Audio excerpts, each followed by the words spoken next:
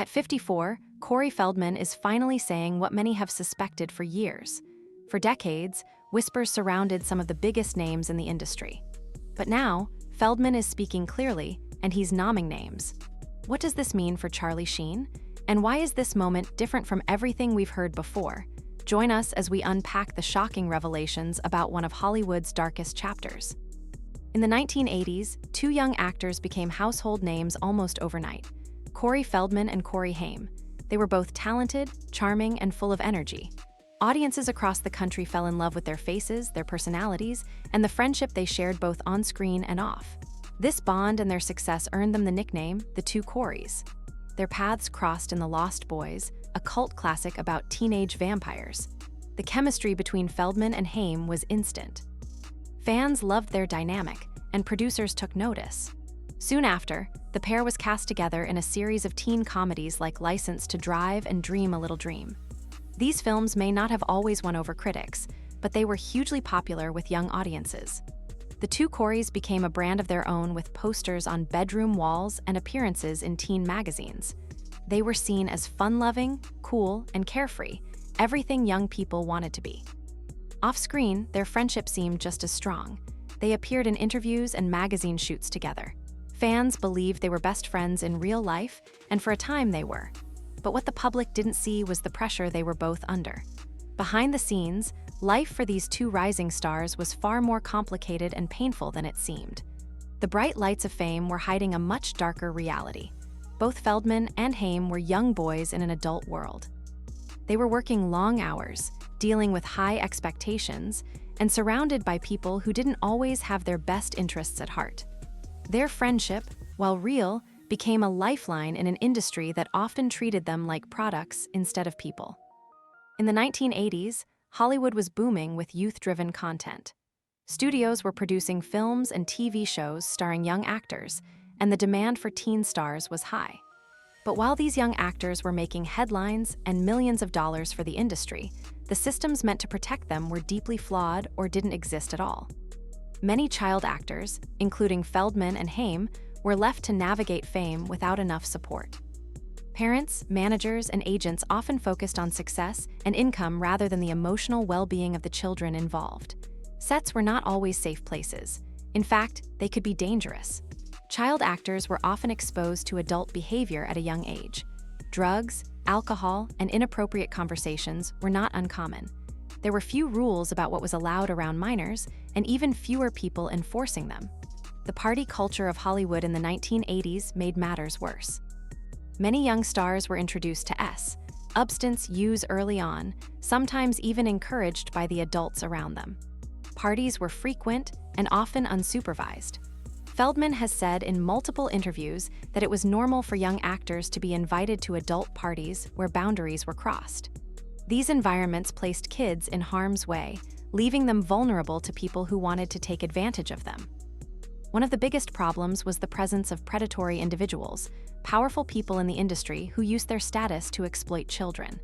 These abusers often worked behind the scenes as managers, casting directors, or producers. They had access to child actors and used that access in terrible ways. Because they had power and influence, they were rarely challenged. Victims were afraid to speak out, fearing they wouldn't be believed or that they would lose work. Both Feldman and Haim have spoken out about the abuse they suffered during their years in the spotlight. Feldman, in particular, has dedicated much of his adult life to raising awareness about child abuse in Hollywood. He has explained how he and Haim were both victims of pedophiles in the industry and that their early fame came with a price. Haim struggled deeply with the trauma he endured. Over time, he turned to drugs as a way to cope. His career began to fade as addiction took hold. And despite several attempts to get clean, he continued to battle his DMNS until his untimely death in 2010. Feldman, though more outspoken, also faced similar struggles with addiction and emotional pain. He has described how he felt betrayed and silenced even as he tried to call attention to what happened to him and his best friend. The story of the Two Corys is not just about fame and friendship. It is also about what happens when children are placed in an adult world with no safeguards. Their experiences show the darker side of Hollywood, the side where money and fame come before the safety and innocence of young performers. Many of the problems that existed in the 1980s are still being discussed today. The entertainment industry has begun to take more steps to protect minors, but stories like those of Feldman and Haim continue to be reminders of how much was ignored for so long. The trauma they experienced didn't just shape their careers, it shaped their entire lives. And what about the third figure in this story? The one who would be at the center of the shocking allegations to come. Hollywood royalty origins. Charlie Sheen was born Carlos Erwin Estevez on September 3, 1965, in New York City. From the beginning, he was surrounded by the world of movies and television. His father, Martin Sheen, was already a respected actor when Charlie was a child. Martin Sheen had starred in several famous films including Apocalypse Now and later The West Wing. Charlie's mother, Janet Templeton, was an artist and their household was full of creative energy. Charlie wasn't the only one in his family who followed the path of acting. His older brother Emilio Estevez also became a successful actor and filmmaker known for roles in The Breakfast Club, St. Elmo's Fire, and The Mighty Ducks. Growing up in this family meant that Charlie had a front row seat to the inner workings of Hollywood. He watched scripts get written, actors rehearse lines, and film crews come and go. By the time he was a teenager, he had already learned a lot about how the industry worked. The family eventually settled in Malibu, California, where Charlie attended Santa Monica High School. While he showed interest in school sports like baseball, academics were not his strong suit. His passion for acting grew stronger during high school, and he began making short films with his friends, some of whom would go on to become famous themselves, like Rob Lowe and Sean Penn. Together, they experimented with storytelling, filming, and editing, building the foundation for what would soon become Charlie's professional career. But Charlie's time in high school was cut short. He was expelled from Santa Monica High School just a few weeks before graduation due to poor attendance and bad grades. Still, by that time, Charlie had already made up his mind. He was going to be an actor no matter what. With a famous last name and plenty of ambition, he started auditioning and taking small roles using the stage name Charlie Sheen to match his father's. His first on-screen appearance came in 1974 when he played a small role in the execution of Private Slovak, a film starring his father. It was a quiet introduction to the business, but it wouldn't be long before he made a bigger name for himself. Charlie Sheen's real acting career began in the early 1980s, and he didn't waste any time making a mark. His first major film was Red Dawn, a Cold War action movie about a group of American teenagers fighting against an invading foreign army. It wasn't a huge hit with critics, but it was popular with audiences and gave Sheen his first taste of Hollywood attention. He played a serious, determined young fighter, an image that would stick with him in the years to come. Charlie Sheen became one of the most recognizable faces in Hollywood. His roles were intense and dramatic, and he had a natural screen presence that made him stand out. People were drawn to his charisma, his confidence, and his rebellious edge. He wasn't just playing tough or wild characters. He seemed to live that way off-screen as well. As Sheen's fame grew, so did his circle of friends and acquaintances. In the late 1980s, he began crossing paths with other young stars of the time, especially Cory Feldman and Corey Haim. These three actors were all part of a rising group of young talent in Hollywood. They were known for being good-looking, charming, and successful, and they often attended the same parties and industry events. They were part of a culture where young stars were constantly being pushed into the spotlight and surrounded by temptation. But a film they all shared a connection to would expose a secret kept for decades. The allegations surface. In 1986, the film Lucas was released, introducing audiences to a touching story about growing up and feeling out of place. The film centered around a 14-year-old boy named Lucas, played by Corey Haim, who falls in love with an older girl while struggling to fit in with high school life. It was a coming-of-age drama that many people admired for its emotional depth and strong performances. Corey Haim was just 13 years old during the filming of Lucas. He was still very new to Hollywood, though his talent was clear even at that age. He played Lucas with vulnerability, innocence, and charm, and many believed it would be the start of a bright career. At the time, Charlie Sheen was in his early 20s.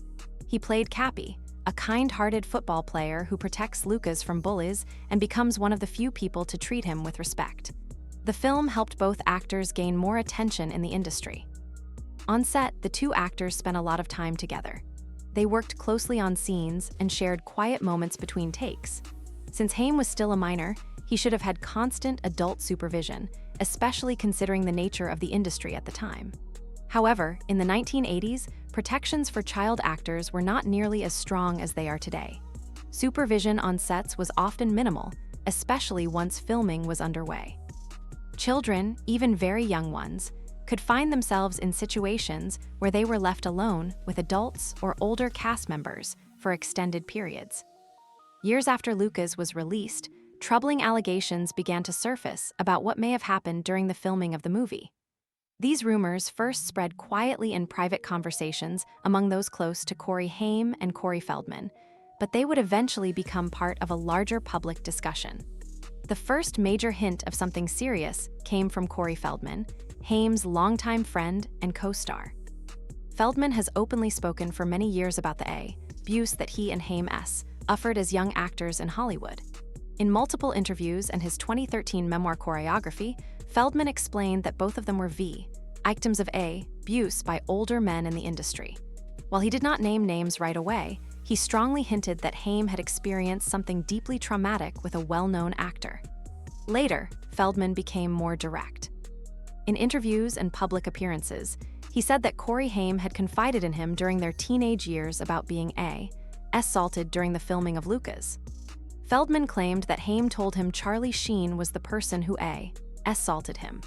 According to Feldman, Haim described a traumatizing encounter that happened between takes on set in a private and unsupervised location. The allegations became widely known in 2017 when the National Enquirer published a story quoting a close friend of Haim, who repeated the same accusation that Sheen had assaulted Haim on the set of Lucas when Haim was only 13. The accusation was horrifying, and it shocked the public. Many were disturbed by the idea that such an act could have occurred on a movie set, especially involving two well-known actors. In 2020, Cory Feldman released his documentary, where he directly named Sheen as Haim's alleged abuser. Feldman said he felt it was important to speak the truth on behalf of his late friend, who passed away in 2010 at the age of 38. Feldman's goal was to expose the widespread abuse of young actors in Hollywood and to bring attention to a system that had protected powerful predators for decades. Charlie Sheen has strongly denied all allegations. He has said that the claims are completely false and that he never had any inappropriate relationship with Haim on or off the set of Lucas. When the accusations were first published, Sheen's spokesperson released a statement saying that Sheen categorically denies the incident ever occurred. Sheen himself has called the accusations sick, twisted, and outlandish. Public response to the allegations has been deeply divided. Some people believe Feldman and support his efforts to speak up for victims. They argue that Hollywood has a long history of protecting abusers and that victims often stay silent out of fear or shame. Others have questioned Feldman's motives or asked why these stories are only now being made public. There are also those who point to the absence of physical proof or legal action as reasons to doubt the claims. But while the world was debating the allegations, the victim at the center of the story had already been silenced forever. The tragic fall of Haim. While Feldman was beginning to open up publicly, Haim had been fighting a different battle behind the scenes. After his breakout roles in the 1980s in The Lost Boys, License to Drive, Lucas, and others, Haim quickly became one of Hollywood's most beloved teen stars. But fame came with a heavy cost. According to Feldman and others close to him, Haim struggled with deep emotional wounds stemming from his experiences as a child actor. He felt used, confused, and abandoned by people in the industry who should have protected him. He also dealt with feelings of shame and isolation, which were made worse by the pressure to keep quiet about what he had been through. To cope, Haim turned to drugs. He began using at a young age, and over the years his addiction grew worse. His career began to suffer in the 1990s as roles became harder to find. He tried many times to get clean and even appeared on reality shows like The Two Corys with Feldman, where their complicated friendship and painful pasts were put on display. Behind the scenes, Haim was trying to reclaim his life, but it was a constant uphill battle. According to Feldman, Haim expressed a desire to tell his own story and name the person he said had assaulted him. But each time he tried to speak out, he was met with resistance from industry figures, handlers, or even friends who were afraid of the consequences. Feldman said Haim was pressured into silence, either by fear or by people who didn't want the truth to come out. On March 10, 2010, Cory Haim died at the age of 38. The official cause was pneumonia, complicated by an enlarged heart and fluid in his lungs. While there were no illegal drugs found in his system at the time of his death, it was clear that years of addiction had taken a major toll on his body. Many believe that the emotional trauma he endured as a child actor played a large role in his long decline. Feldman has since described Haim's death as not just a medical tragedy, but the result of a lifetime of pain and secrets. For Feldman, it became even more important to tell the truth, not just for himself, but for the friend he had lost. In 2020, Cory Feldman released a self-financed documentary. This was the moment Feldman finally named names. In the film, he explicitly stated that Charlie Sheen was the man Cory Haim had accused of raping him on the set of Lucas in 1986. The film was screened during a one-time online event, and Feldman described it as his way of honoring Haim and revealing what he called Hollywood's deepest secrets.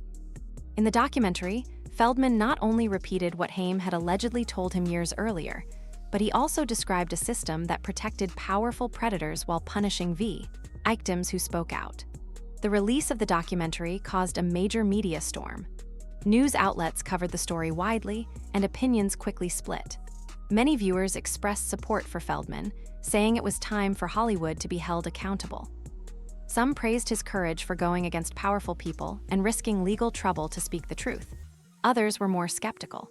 Critics questioned Feldman's motives, pointing to the ticketed premiere and the lack of hard evidence. Legal experts noted that with no formal charges, no witnesses, and the main victim deceased, the case was unlikely to go anywhere legally. But emotionally and socially, the impact was huge. Sheen's team responded immediately. His representatives denied all allegations, calling the story a lie. Sheen himself said the claims were false and damaging. His legal team threatened action against Feldman for defamation. They insisted that no such event ever took place and that Haim had never accused Sheen directly during his lifetime. Despite the controversy, Feldman stood by his story. He said the goal of my truth was never revenge. It was justice, healing, and awareness. Whether or not everyone agreed with his methods, it was clear that his message had reached a wide audience. Hollywood's response was mixed, but the bigger story of Charlie Sheen's own public downfall had already been unfolding for years. Hollywood's uneasy response. After Cory Feldman released his documentary, Hollywood's reaction was mixed and in many ways quiet. Some actors and producers, especially those who had known Feldman and Haim during the 1980s, came forward to express their support. They praised Feldman for speaking up and said it was important to protect young actors from abuse. A few even shared their own concerns about how children were treated in the industry, confirming that the environment back then was often unsafe. However, there were also people in the entertainment world who criticized Feldman. Some felt that he was using Haim's name and story to get attention or make money. They pointed out that the documentary had a paid online premiere and limited availability, which led to claims that Feldman was turning tragedy into a business opportunity. Others accused him of waiting too long to name names or said the lack of hard proof made the allegations irresponsible.